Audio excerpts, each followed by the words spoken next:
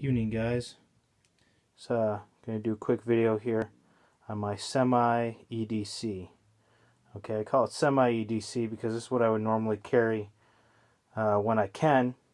Several items here I'm basically not allowed to carry for my job, so basically on the weekends I definitely have all this stuff on me. So, you know, it's just your basic stuff. You know, I've got a couple knives over here. We'll talk about them first. This, up until recently, was my main EDC knife. It's a buck Cirrus. I've had a couple of them, and you know, I wear them pretty good, and they last a couple years, and then usually the spring goes on them. This one, the assisted opening didn't go on this, but if you know anything about these buck knives, there's a little safety catch here, and I was showing someone, and the thing embarrassed me by just breaking off. I had the thing, you know, a little less than a year, this one, and I had one or two. I think I had two before this. It's a pretty decent, you know, knife for 60 bucks. You know, the assisted opening is pretty snappy compared to some of the Ken Onion ones that I've had. Aluminum handles, whatever, basic stainless steel. It's not anything fancy. It's got a clip on it. It's generally a nice knife. You know, it's been kind of very, very recently replaced in my EDC with, you know, this Camillus, which I think I'm probably a little bit better off in New York State in terms of the assisted opening thing. You know, I've read the laws here in this state, and I'm pretty sure this, you know, in the eyes of a law enforcement officer, could basically be considered a switchblade, and that would have all kinds of repercussions on my life if I was to be charged with something like that. I think I'm a little safer with this. This is, yeah, you know, it's definitely not as nice as the old school one that I used to have, the ATS-34 original Camillus CUDA. But you know, I think I got this for 10 or 15 bucks. It was on a blowout clearance sale.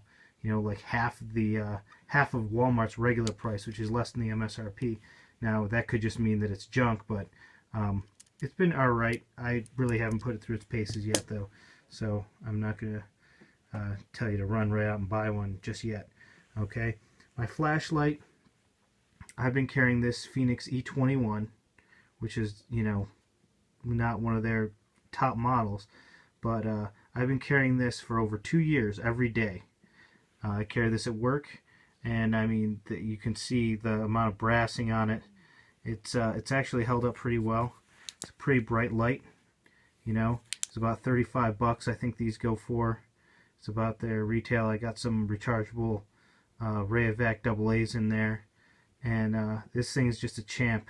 You know, maybe I'm not too much of a flashlight nerd because you know, this is kind of the lower performing one. It's basically got a high that's I think 150 lumens and a low that's not much dimmer. It's still pretty bright.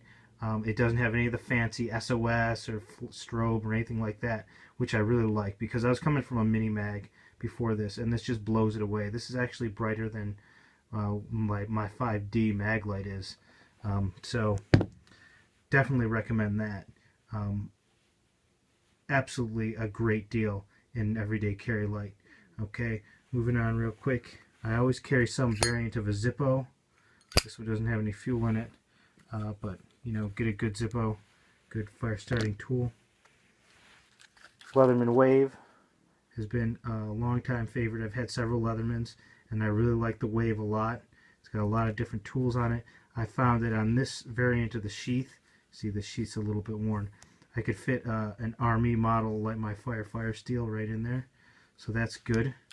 You know, and I just looped this around here so it can't come out, but it stays in there pretty good. I've never had it work loose at all. Keys, just general keys, got a little flash drive on there, and 10 feet of paracord on this little dongle here. Wallet, not much to say about that, except I keep this little mini kit in there.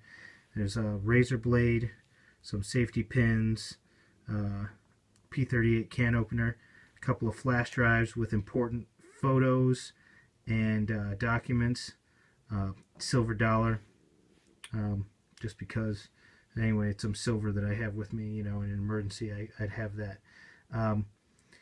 the flash drives have a lot of pictures on it. All the wedding pictures are on there.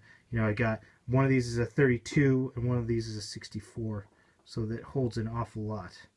So basically any photos that I have on the wall in my home, if God forbid the house burned down, those are some pretty precious memories. The trick with this is keeping it updated.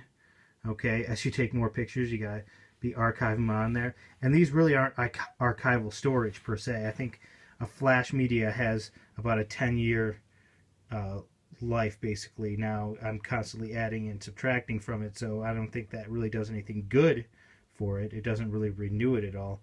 But there's all kinds of different things. I don't even want to get into that, but point of the matter is I'm always walking around with that stuff, so yep, this is basically my everyday carry selection. Well, semi-everyday carry. So let me know if you have any thoughts or concerns, additions, or subtractions. Thanks.